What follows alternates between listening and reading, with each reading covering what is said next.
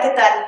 Bienvenidas y bienvenidos a la segunda semana de la asignatura Teoría Política. El día de hoy vamos a desarrollar los contenidos de la unidad número 2, la cual lleva por título La evolución del Estado en el pensamiento político. El objetivo va a ser esbozar algunas ideas centrales en torno a los siguientes conceptos: Estado moderno, Estado nacional, contractualismo y constitucionalismo. Vamos a empezar a reflexionar en torno al concepto del Estado moderno. Vamos a delinear algunos de los sucesos históricos, económicos, culturales, científicos y políticos que tuvieron que ocurrir para que se configurara lo que hoy entendemos por Estado moderno. Por ejemplo, en el ámbito económico es importante señalar que iniciaba el surgimiento de la clase burguesa. Se estaba dejando atrás el sistema feudal. Asimismo, aparece el mercantilismo y estamos en el contexto de la revolución industrial.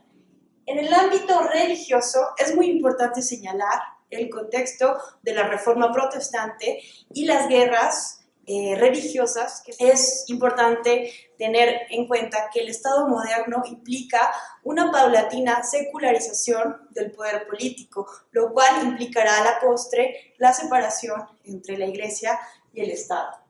En el ámbito cultural y científico tenemos que el Estado moderno se configura en el contexto del Renacimiento, la Ilustración y la Era de la Razón como el principal proyecto de la modernidad.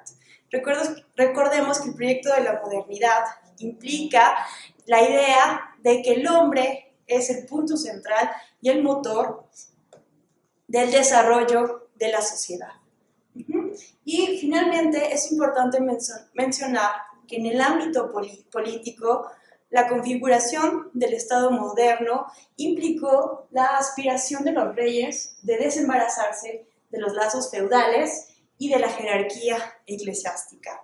Entonces, es complicado poder profundizar y explicar a fondo cada uno de estos sucesos que tuvieron que ocurrir para la formación del Estado moderno en términos históricos. Ahora, nosotros vamos a concentrarnos un poco más en cuáles fueron las principales ideas que tuvieron que desarrollarse en el ámbito del pensamiento político, es decir, en la teoría política, para que se configurara como tal el Estado moderno. Max Weber, sociólogo alemán, nos va a dar una de las definiciones más influyentes acerca del Estado.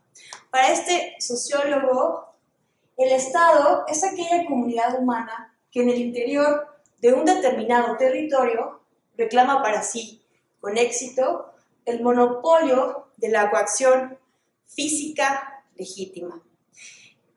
Vean aquí cómo utiliza Max Weber el concepto de la coacción física legítima como el medio esencial del Estado moderno.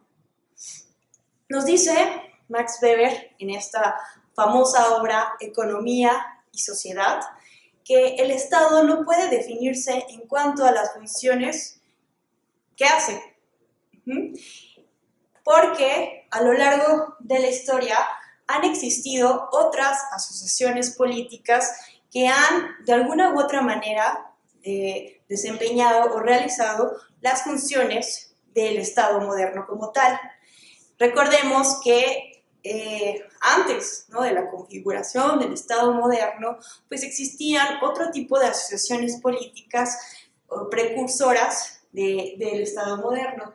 Desde que el ser humano se asocia con otros seres humanos, se han organizado políticamente para regir sus vidas. Tenemos así, por ejemplo, la existencia de tribus, la existencia de, recordemos, las grandes ciudades-estado, la polis griega, la civitas romana, la república, ¿no? Este concepto elaborado por los romanos de la cosa pública, esta forma de organización política específica, o recordemos también, por ejemplo, otros términos usados para hablar de las formas de organización previas al Estado moderno, como el imperio o los reinos.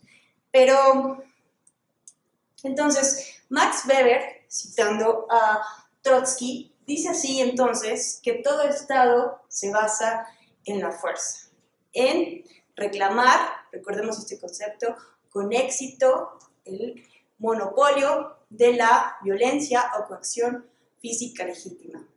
Es tan influyente este concepto de Max Weber que hoy en día incluso es utilizado por algunos teóricos, politólogos, para hacer referencia a esto que se ha llamado Estado fallido. Metodológicamente puede ser discutible cómo se llega a esta definición, pero bueno, es importante mencionarlo para que veamos el nivel de influencia de este teórico alemán. Ahora, pero el elemento importante a destacar aquí es que esta idea de la fuerza y la coacción física legítima nos recuerda precisamente a Maquiavelo.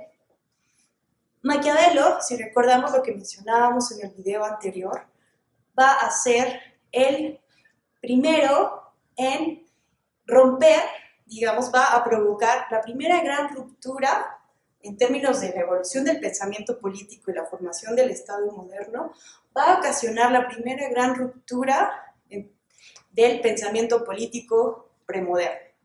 Maquiavelo, en su famosa obra El Príncipe, va a plantear y va a revelar la ruptura entre la política y moral.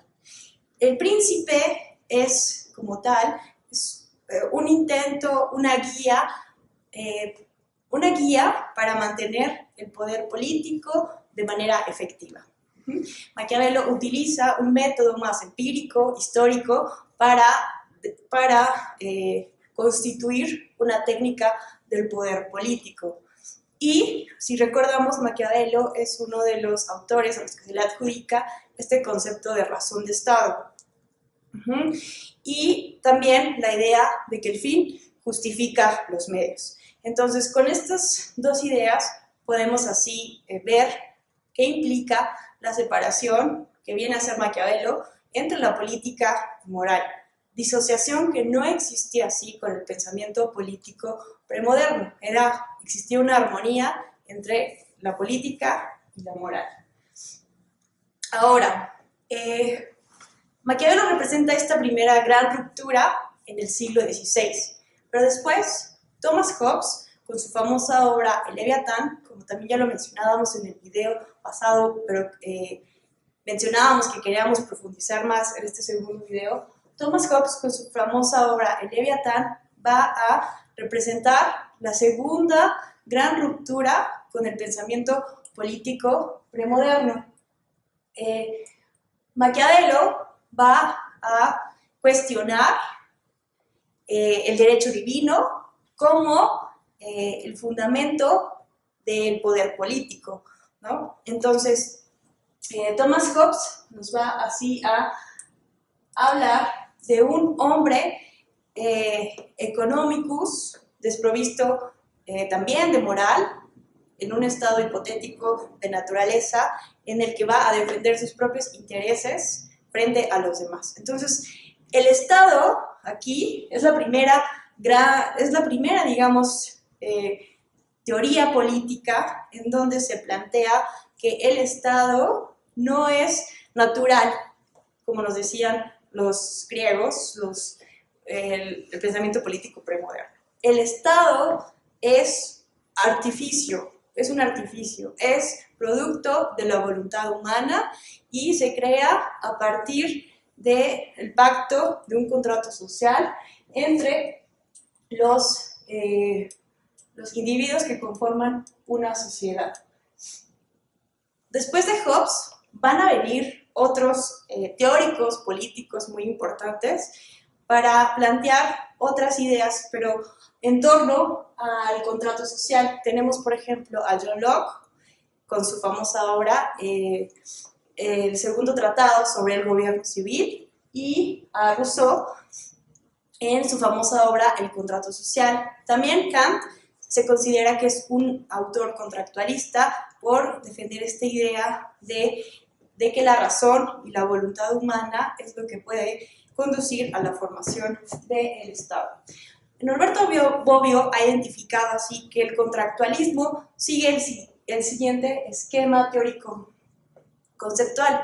A pesar de las diferencias que plantea cada uno de los autores, sobre todo respecto a la naturaleza de los seres humanos, en este estado hipotético de estado de naturaleza, y también respecto al papel que va a jugar el poder soberano y los ciudadanos o súbditos de este pacto social, existe en el contractualismo este eje común. Existe primero un planteamiento en todos estos autores en torno al estado de naturaleza, es decir, este momento hipotético, sin estado y sin leyes. Después existe un segundo momento denominado como contrato social, y finalmente la formación del Estado. Entonces vean aquí cómo el contractualismo influye de manera teórica muy importante para configurar esta idea de que el Estado moderno es producto de la voluntad de hombres libres, iguales, que se asocian para defender sus intereses. Aquí es importante también resaltar que, sobre todo con John Locke, podemos ver que se va a empezar a esbozar la idea de que el Estado existe para proteger los derechos naturales, inalienables, que le pertenecen a los individuos previo a la existencia del Estado. Por ejemplo, John Locke va a hablar de la importancia de que con el pacto social se resguarde el derecho a la vida y el derecho a la propiedad privada. Voy a citar a Rousseau para que podamos observar de qué forma plantea la teoría del contractualismo la respuesta a la formación del Estado moderno. Rousseau nos dice que encontrar una forma de asociación que defienda y proteja con la fuerza común la persona y los bienes de cada asociado, y por la cual cada uno, uniéndose a todos, no obedezca sino a sí mismo y permanezca tan libre como antes. Tal es el problema fundamental cuya solución da el contrato social. Hoy en día se considera que el contractualismo es una teoría anacrónica porque se ha confundido el contractualismo desde una visión historicista. Es decir, nos preguntamos, ¿en qué momento el Estado a mí me hace firmar un contrato para conformar el Estado en el que yo vivo? Pero hay que aclarar que la metodología o el enfoque que utilizan estos específicos autores contractualistas se basa no en un modelo empírico histórico, sino en un modelo teórico, hipotético, racional. Esto es muy importante que lo tengamos en cuenta para comprender la influencia también actual del contractualismo y también para su posterior influencia en la configuración del constitucionalismo. Bueno, vamos ahora a esbozar algunas ideas para comprender el surgimiento o lo que existe en torno a la idea del Estado Nacional. Habermas nos va a decir que el Estado y la nación se fundieron en Estado Nacional solo a partir de las revoluciones de finales del siglo XVIII. Es decir, antes el Estado como tal y la nación existían desde antes, pero solo se fundieron a partir de estas revoluciones del siglo XVIII. Para que podamos comprender qué es esta idea de nación, Habermas nos dice que es el espíritu de un pueblo. Es también, así, la primera forma moderna de identidad colectiva en general. Vean qué importante es esto. La nación va a constituir así la idea de que las comunidades que están asentadas en un territorio geográfico específico y que comparten nexos independientes de la voluntad de los individuos, tales como la raza, la religión, el idioma, constituyen así la nación. Y existe detrás de la nación la idea de que se comparte un destino y una vida común. Los poetas, los literatos de estas grandes revoluciones fueron un eje fundamental para empezar a construir la idea de la nación, la invención de la nación. Bueno, y recordemos que se empiezan a construir símbolos, ¿no? Emblemas, banderas, todo este tipo de cuestiones para a través de los símbolos construir la identidad nacional. Rousseau nos dice, por ejemplo, que las instituciones nacionales son las que forman el genio, el carácter, los gustos y las costumbres de un pueblo. Son las que lo hacen ser él y no otro, las que le inspiran ese ardiente amor de patria fundado en hábitos imposibles de desarraigar, que lo hacen morir de aburrimiento en otros pueblos, a pesar de hallarse en medio de placeres de los que estaba provocado en su país. Nos dice entonces Habermas que el éxito del Estado Nacional fue que logró reemplazar los vínculos corporativos en desintegración de la sociedad premoderna, es decir, del feudalismo, por lazos de solidaridad entre los ciudadanos. Entonces aquí vemos también un elemento que casi no se menciona acerca del Estado Nacional, que también lleva una idea ahí, un principio democrático detrás. Si el Estado moderno implicó en los hechos históricos, en términos históricos también, que el soberano, que el poder, que el monarca era quien ejercía la soberanía de un territorio específico, el concepto de Estado Nacional implicó el paso de esta soberanía del príncipe a la soberanía de la nación de ciudadanos. Entonces nos dice Habermas que solo la conciencia de pertenencia al mismo pueblo convierte a los súbditos en ciudadanos de una única comunidad política, en miembros que pueden sentirse responsables unos de otros. Entonces podemos concluir que si el Estado es una categoría política, la nación puede ser vista o interpretada como una categoría más sociocultural. Bueno, estos estados nacionales también implican la generación de identidad, una autoafirmación del Estado-nación, tanto al interior como al exterior. ¿Qué significa esto?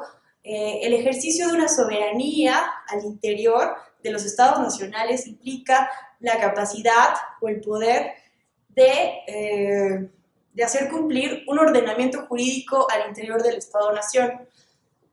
Y hacia el exterior, esto es muy importante, implica la capacidad de defensa y autoafirmación de los enemigos, de los otros, de las naciones que son diferentes a nosotros.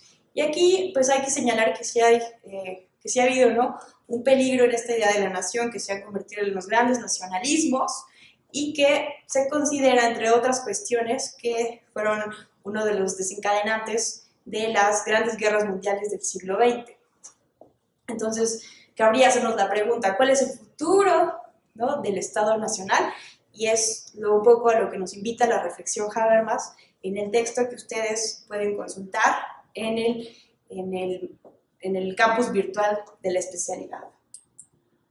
Ahora, vamos finalmente a esbozar algunas ideas importantes para la teoría política en torno al constitucionalismo.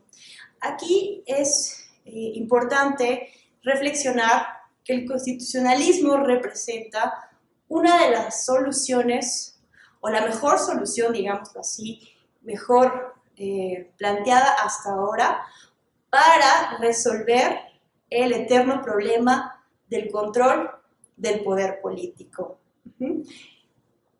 Juvenal, en el siglo I en Roma, nos va a permitir ver cuál es la paradoja al respecto. Se preguntaba, quid custodent custodes, es decir, ¿quién vigila al vigilante? Desde que nace la teoría política, ha sido uno de los principales problemas a resolver por parte de la filosofía política y la ciencia política. Platón y Aristóteles empezaron ya a hablar de que la mejor solución para el control del poder político son las leyes, el derecho. Desde el libro Las leyes de Platón, porque en la República Platón va a defender la idea de que el filósofo rey es el que debe gobernar, pero en las leyes Platón sí va a sostener que el derecho o las leyes deben estar por encima de quien lleve las riendas del Estado. Y Aristóteles también, en su obra Las leyes, va a sostener que el mejor régimen o constitución de una ciudad-estado debe ser aquella que es regida por las leyes. Así, por ejemplo, nos dice Bobbio que para los griegos era constitucional la forma de gobierno, monarquía, aristocracia o democracia, en la que el poder no fuera legibus solutus, sino que estuviera en cambio limitado por la ley. Es decir, desde el pensamiento político premoderno, la solución al problema del control del poder político se encontraba en que la ley o el derecho debe estar por encima de los gobernantes.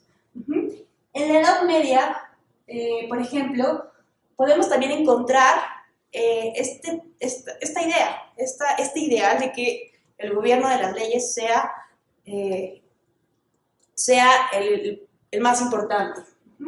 En la primera mitad del siglo XIII, Henry de Bracton, juez de la corte monárquica, contribuyó precisamente al principio del rule of law en Inglaterra, defendiendo la idea de que no hay rey allí donde manda la voluntad y no la ley, o que el rey no tiene otro poder sobre la tierra que no sea el que le confiere el derecho.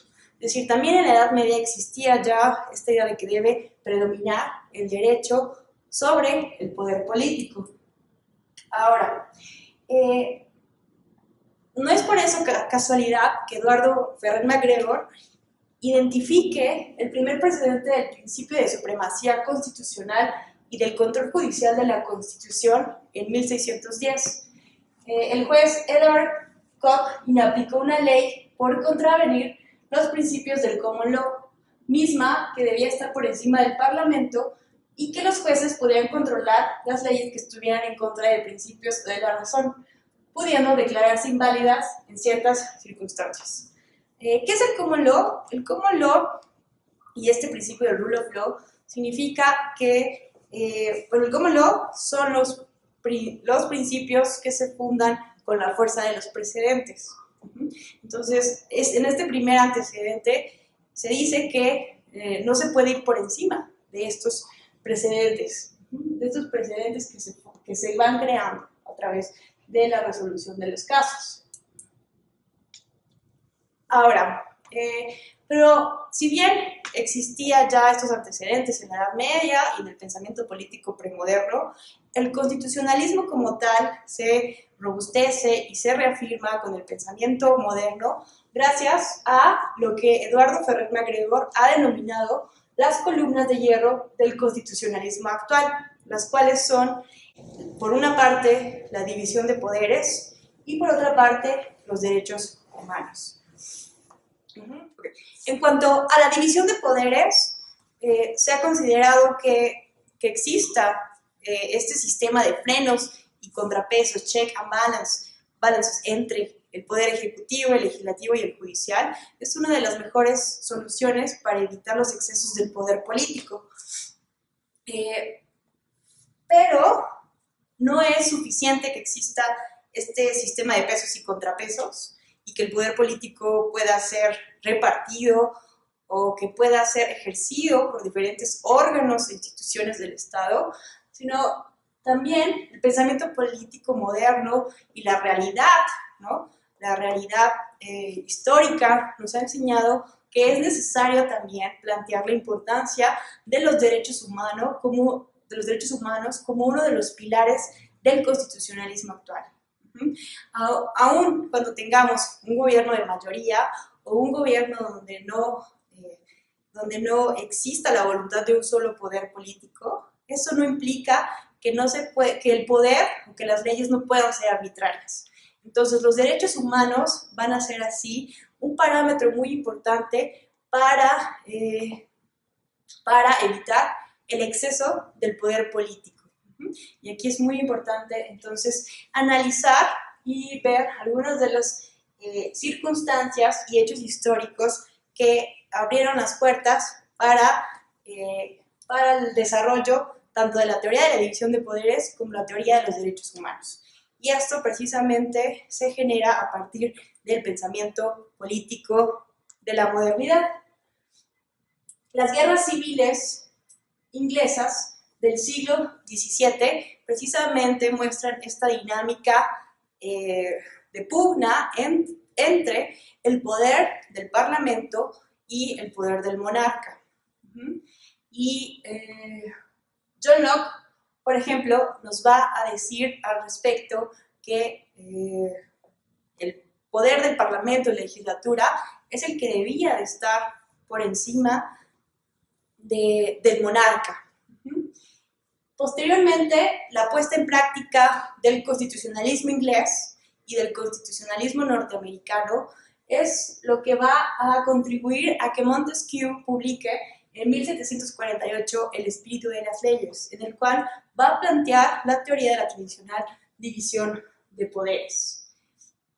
Ahora, la puesta en práctica del constitucionalismo norteamericano y después del constitucionalismo francés, con la redacción de la Constitución francesa en 1791 por Sieyès, nos va también a aportar hacia la construcción de la teoría constitucionalista. ¿Por qué? Porque Sieyès va a plantear de forma teórica la separación o la división entre el poder constituyente y el poder constituido. El poder constituyente representa así la voluntad del pueblo emanada en la norma suprema, y el poder constituido representa así los tres poderes, ejecutivo, legislativo y judicial, que van a estar por debajo de esta norma suprema. Ahora solamente cabe mencionar otros importantes sucesos para la actual teoría del control constitucional de las leyes, del control judicial, digamos, de las leyes.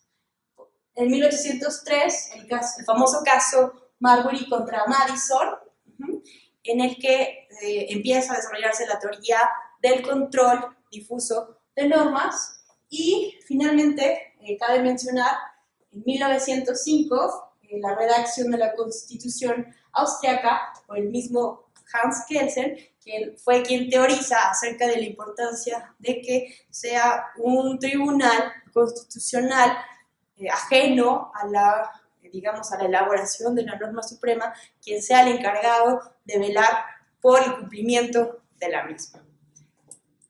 Pero bueno, cabe aquí citar el artículo 16 de la Declaración de los Derechos del Hombre y del Ciudadano, que sintetiza de cierta forma lo que acabamos de mencionar respecto al constitucionalismo. Es decir, que toda sociedad en la cual no esté asegurada la garantía de los derechos y determinada la separación de los poderes, no tiene constitución. Hoy en día, los teóricos, los jueces, ya en la práctica misma del derecho, siguen perfeccionando esta solución hasta ahora inventada para resolver la pregunta hecha por Juvenal en el siglo I en Roma acerca de quién vigila a los vigilantes, quién controla el poder político. Pero bueno, hasta aquí vamos a dejar esta sesión. Muchas gracias por su atención.